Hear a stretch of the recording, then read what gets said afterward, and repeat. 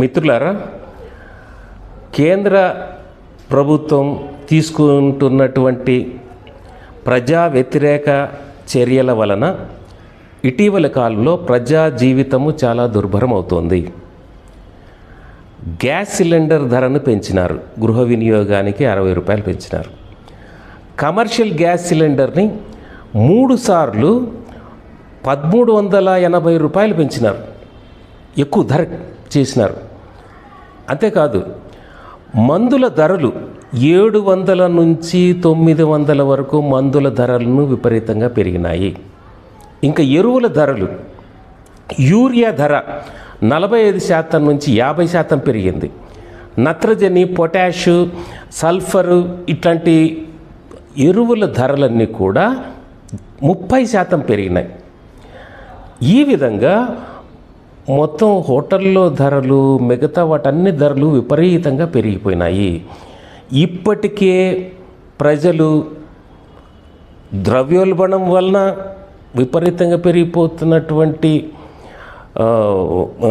నిరుద్యోగం వలన, ఇంకొక వైపు ఉద్యోగాలన్నీ కూడా ఒక్కొక్కటి వెళ్ళిపోతున్నాయి.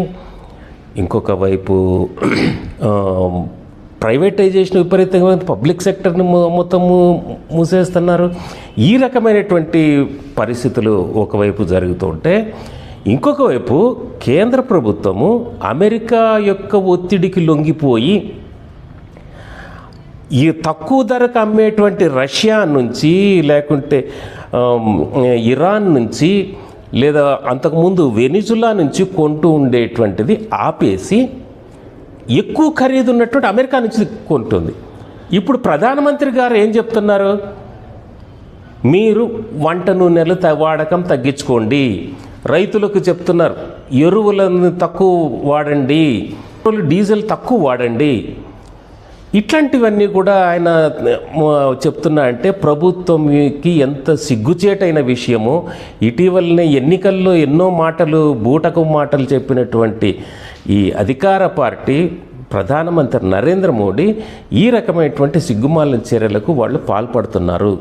కాబట్టి తక్షణమే మీరు బడా పెట్టుబడిదారులకు, మరి బహుళజాతి సంస్థలకు, మరి పన్నులు ఎగవేతదారులకు, బడా వ్యాపారులకు ఉపశమనం కలిగించేటువంటి చర్యలు మీరు తీసుకుంటున్నారు. కానీ ప్రజలకు ఇంత అవస్థలు పడుతూ అప్పుల పాలై ఆత్మహత్యలు చేసుకుంటూ ఉన్నటువంటి పరిస్థితుల్లో ఉన్నటువంటి ప్రజలకు మీరు ఏమి ఉపశమనం కలిగించేటువంటి చర్యలు తీసుకుంటున్నారు?